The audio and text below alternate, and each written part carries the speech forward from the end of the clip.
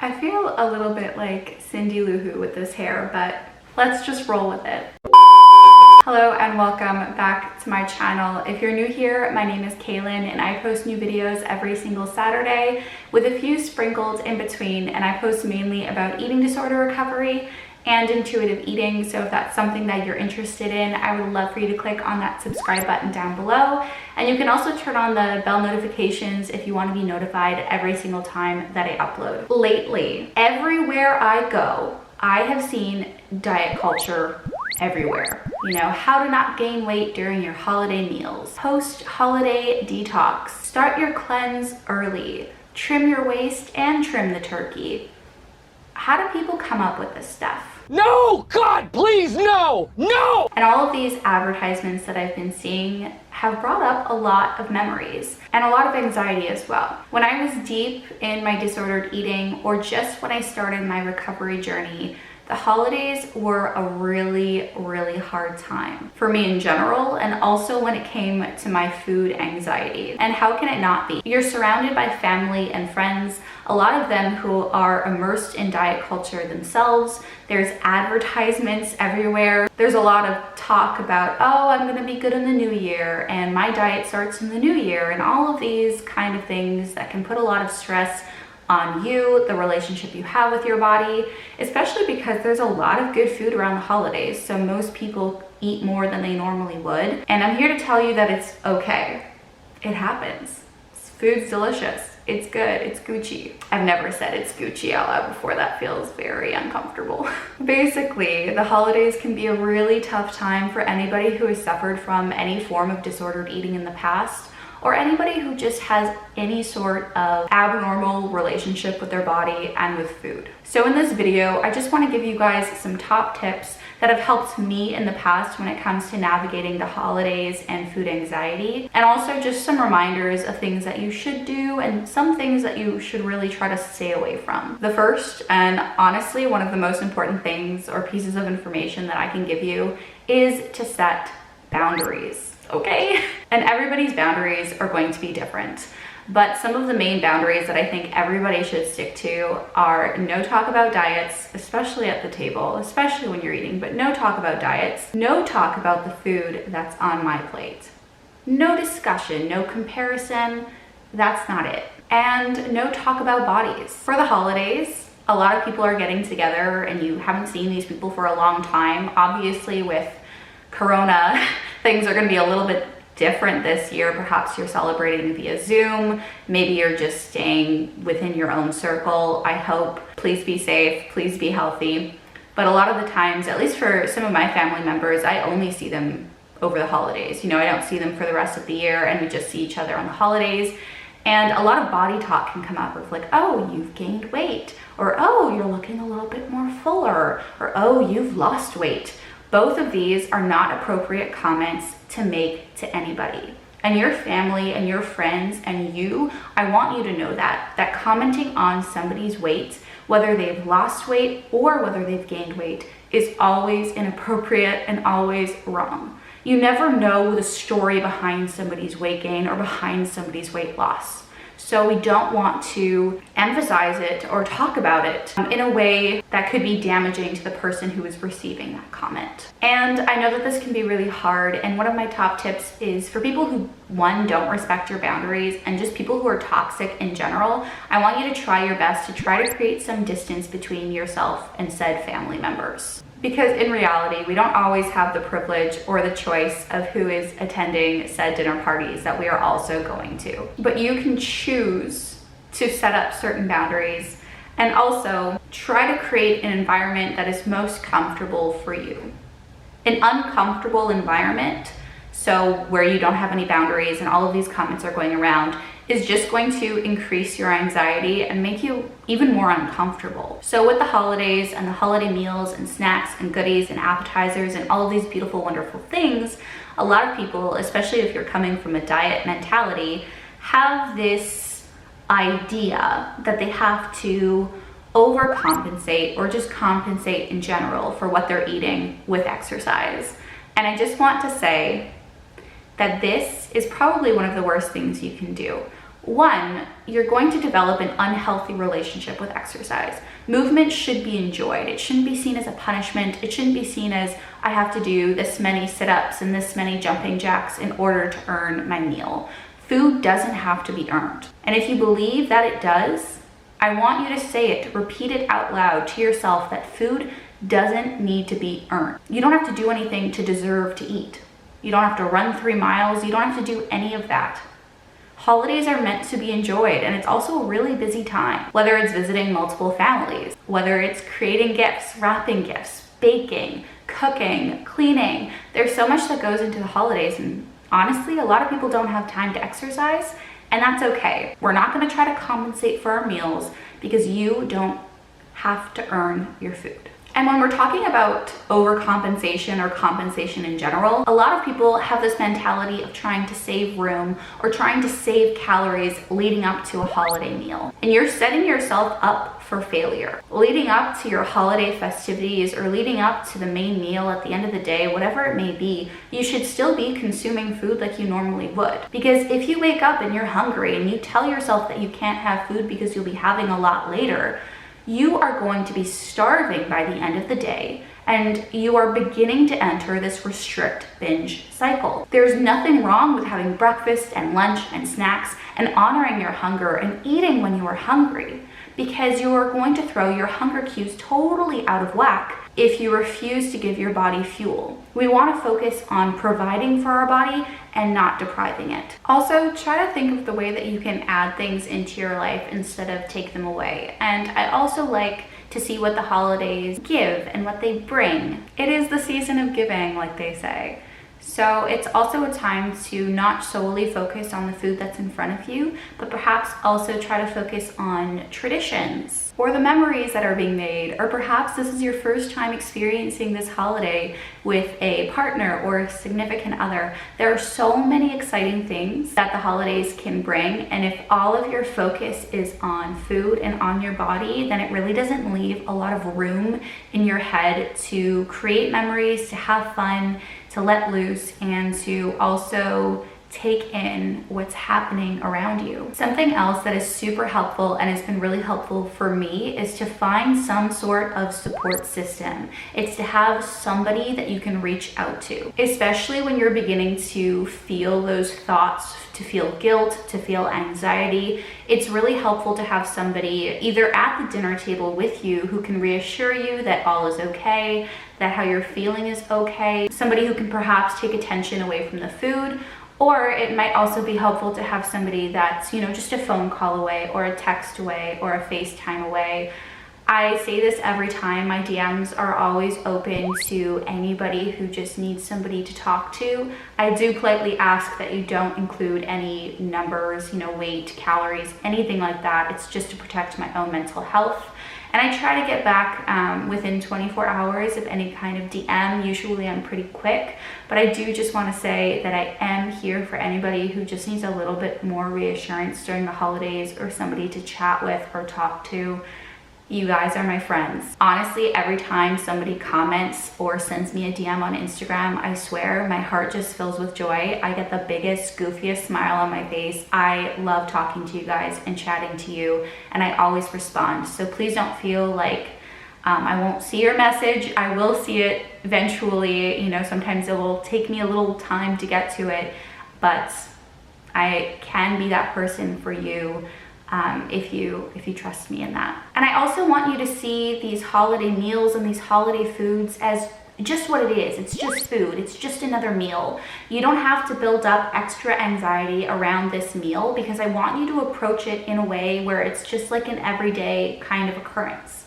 You can see what's in front of you. You can choose what sounds good. You don't have to eat everything. You don't have to be forced to put veggies on your plate if you don't want to eat veggies. You don't have to be forced to have dessert if you're full.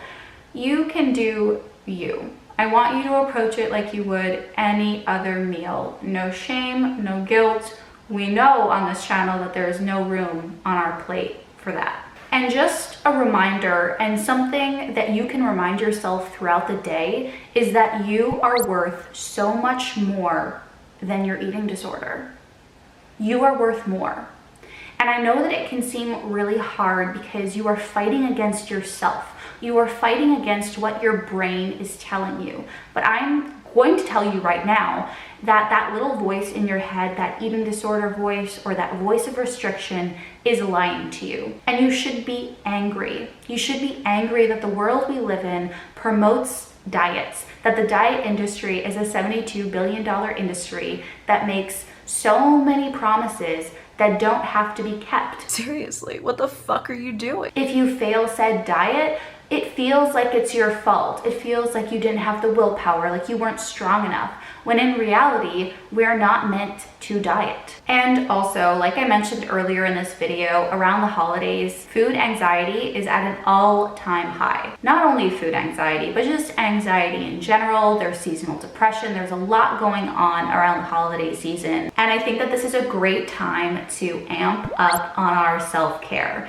because I find that if your self-care goes on the back burner, and like I mentioned, if you're focused solely on food and on your body and you're not taking care of yourself, you are going to feel a lot worse. Your anxiety is going to be worse, and you're going to find yourself spiraling into this deep, dark black hole. And self-care can look very different for everybody. We're all different people. Some things that you can aim to do are get enough sleep, to drink enough water, to make sure that you are showering. I know that it can seem really hard some days, but to get in the shower, scrub the day off, feel nice and fresh. For other people, it's going to be doing their makeup, doing their hair, putting on a cute outfit, painting their nails. For other people, it can be carving out time from your day to do something that you truly enjoy. Whether that's reading, as you can see, I like books, reading, writing, painting, going on a walk. All of these things are therapeutic, and they are all forms of self-care. And we can't let our self-care go during this time, because I know, like I said, you're busy doing 100 other things.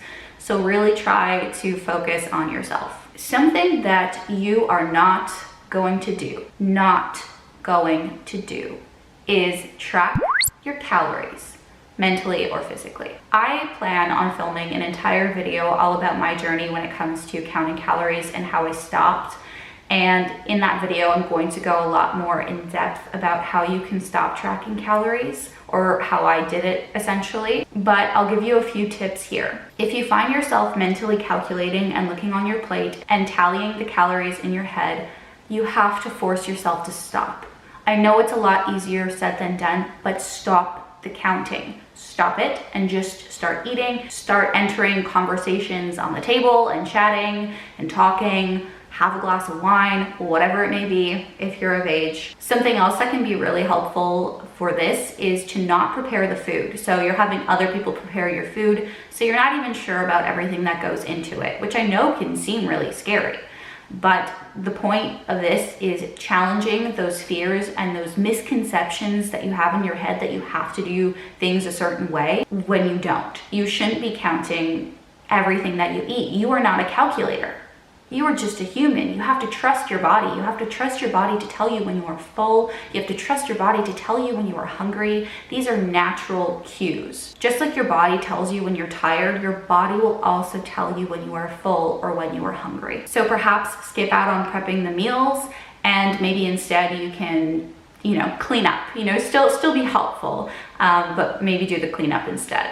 Or fill water glasses or set the table. Do something that contributes to the meal without perhaps cooking. I quickly want to emphasize that, like we mentioned earlier, a disordered brain is a lying brain. It's a brain that feeds you misinformation, that makes you feel worthless and not valid. And I just want to say that these thoughts always become actions. So if you're constantly thinking that you don't deserve food, then you are not going to eat. So we want to change those mechanisms in your brain. We want to change what you're saying to yourself.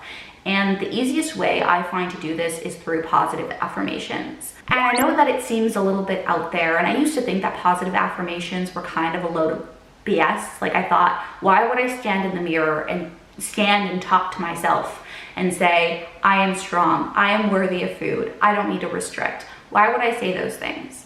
But for the past, 5 or 6 months, maybe a little bit less, I've been saying a different positive affirmation out loud to myself every single day.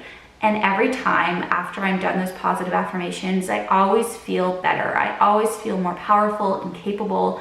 And that's the mindset I want you going into when it comes to the holidays. I want you to go into the holidays with a mindset of, I do not need to restrict. I am deserving of food. My brain is lying to me. There are so many positive affirmations that you can look up, on Pinterest or online or whatever it may be.